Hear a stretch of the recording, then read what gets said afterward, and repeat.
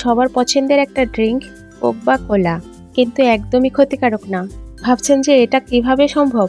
আপনি যদি মৌসুমী ইসলাম চ্যানেলের ভিউয়ার্স হয়ে থাকেন তাহলে এটাও সম্ভব।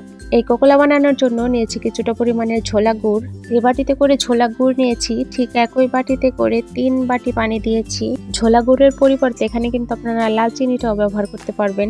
এরপর দিয়েছি কিছুটা পরিমাণে লেবুর খোসা, আর দিয়েছি এখানে আস্ত জিরে। লেবুর খোসার পরিবর্তে আপনারা কমলার খোসাটাও দিতে পারবেন। এখন এটা নেড়ে চেড়ে কিছুক্ষণ জ্বালাম করে নেব।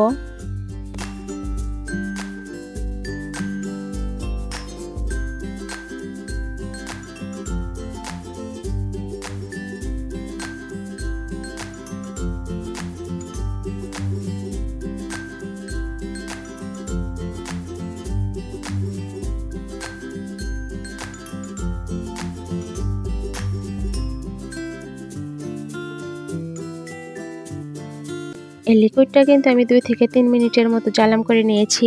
এখন এটা চুলা থেকে নামিয়ে পুরোপুরি ঠান্ডা করে নেব। এখনই বানিয়ে নেব লিকুইড ক্যারামেল।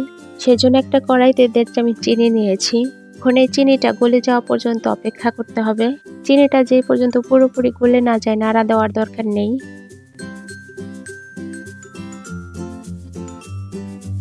চিনিটা গলতে শুরু করেছে আর কালারটা চলে এসেছে। আর এই পর্যায়ে নাড়া দিয়ে কালারটা মিশিয়ে নেব।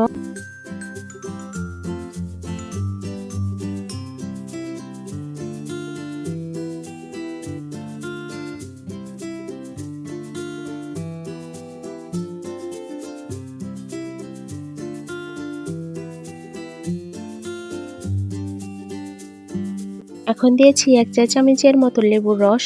এই লিকুইড ক্যারামেলে অবশ্যই কিন্তু লেবুর রসটা দেবেন, আর এতে করে কিন্তু ক্যারামেলটা জমে যাবে না।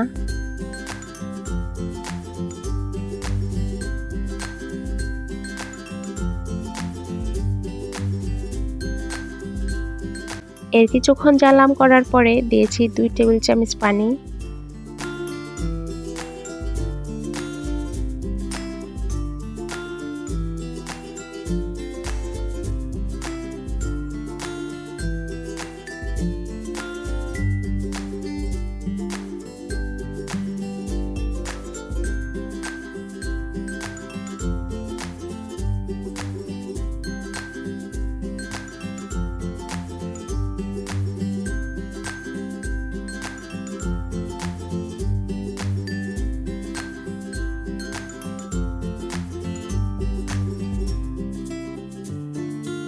এখানে কিন্তু আমাদের লিকুইড ক্যারামেলটা পুরোপুরি রেডি।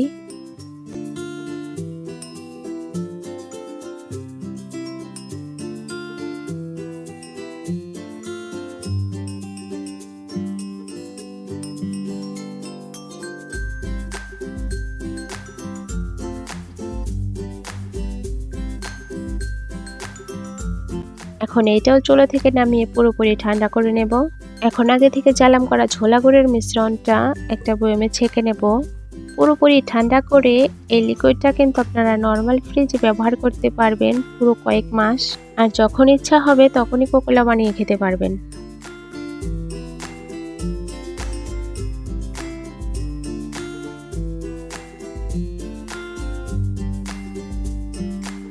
ওই ছোলা গুড়ের মিশ্রণের সাথে কিন্তু এখানে আমি লিকুইড ক্যারামেলটাও অ্যাড করেছি।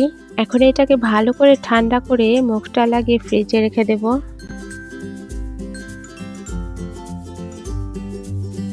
এখন চলুন এই লিকুইড দিয়ে আপনাদের কোকটা বানিয়ে দেখাচ্ছি।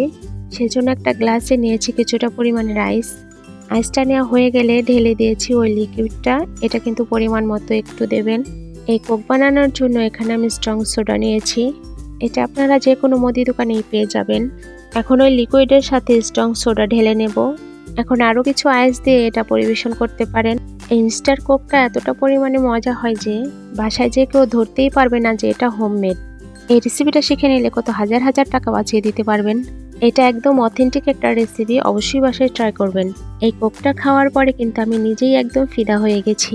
এই রেসিপিটি যদি ভালো লাগে অবশ্যই একটা লাইক কমেন্ট শেয়ার করে দেবেন, আর চ্যানেলে যদি নতুন হয়ে থাকেন সাবস্ক্রাইব করে রাখতে ভুলবেন না, কারণ মৌসুমী ইসলাম মানেই সহজ রেসিপি আর সহজ সমাধান। খুব তাড়াতাড়ি হাজির হব কোনো এক নতুন রেসিপি নিয়ে। সে পর্যন্ত ভালো থাকুন। আল্লাহ হাফেজ।